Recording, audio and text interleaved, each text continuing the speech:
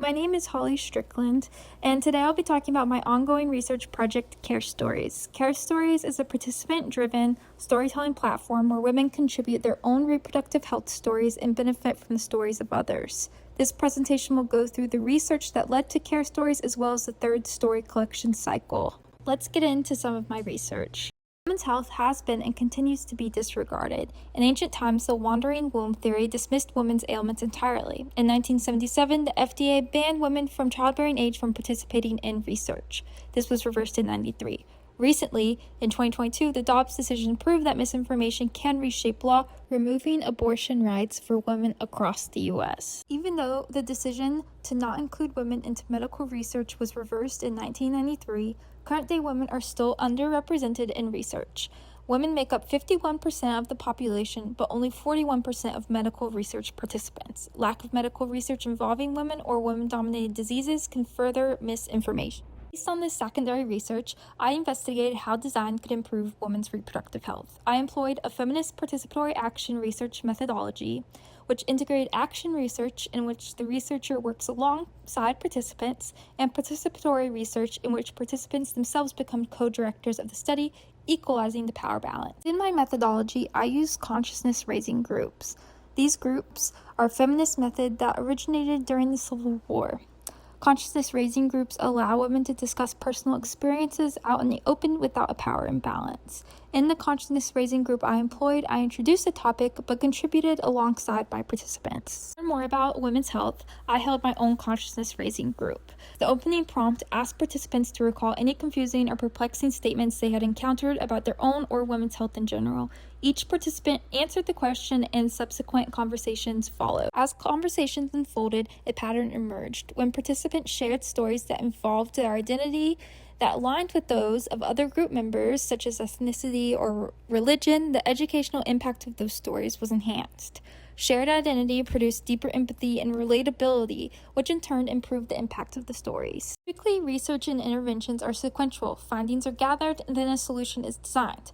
I found, however, that the consciousness-raising group did not follow this formula. As participants shared their stories, they were simultaneously educating one another, destigmatizing health topics, and fostering camaraderie. This shows how the consciousness-raising group was working as both a research method and intervention. Based on what I learned from the consciousness-raising group, Care Stories was created. In Care Stories, I replicated the duality of the consciousness-raising group, but in a website platform that would reach a more broad audience. Care Stories allows women to share their own reproductive health stories as well as read stories left by other women. Care Stories is now in its third story collection cycle. To design Care Stories, I transcribed and coded the consciousness-raising group conversation to identify recurring themes.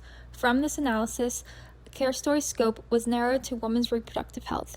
Care Stories' new visual iconography uses realistic imagery of this topic to extend demystification into the visuals of the site. Also, to replicate the identity-driven resonance observed in the consciousness-raising group, Care Stories features an identity search function that allows users to filter stories by age, ethnicity, religion, sexuality, and region.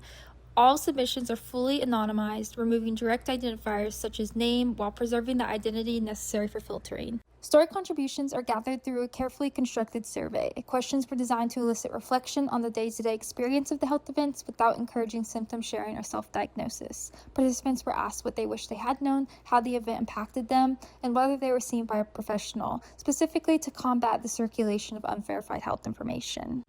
Included on the contribution form is a consent form affirming participants' understanding that their submission will be anonymized and archived on the website. In this section, identity questions used for the filters are also included. Care Stories preserves the duality of the consciousness-raising group. As women contribute stories, they build the archive, and as they read existing stories, they benefit from it. Simultaneously, the researcher analyzes submissions to develop a deeper understanding of women's health experiences and refine the platform.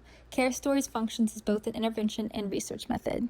Take a look at the Care Stories website. This platform is live and currently in its third cycle of story collections, which has been approved by the MTSU IRB office. The updated brand identity uses realistic reproductive health imagery throughout, extending the project's demystification beyond storytelling. The homepage tells us about Care Stories' mission and invites women to tell their own stories.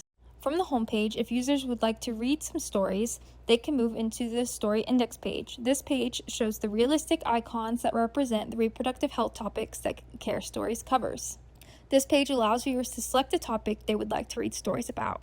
From here, they are brought to that reproductive health topics individual page.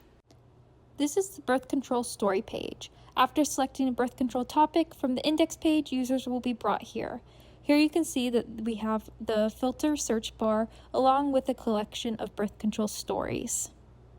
If you selected Learn More on one of the birth control stories, you'd be brought to this individual story page. This page includes all of the answers to the questions from the contribution form for that user. This user describes her experience with contraceptive, its physical effects, and what she wished she had known. There are no clinical language or statistics, just her lived experience. Now that we've seen the website, let's get into recruitment. This is the Care Stories Instagram recruitment post as part of the third contribution cycle. It directs participants to the contribution survey via QR code. Users can also access this survey form through the website. If you have your own story or want to hear from others, I ask that you take this time to scan one or both QR codes to participate. I would like to thank you for your time and for hearing about Care Stories. As well, I would like to bring your attention to my citations. Thank you.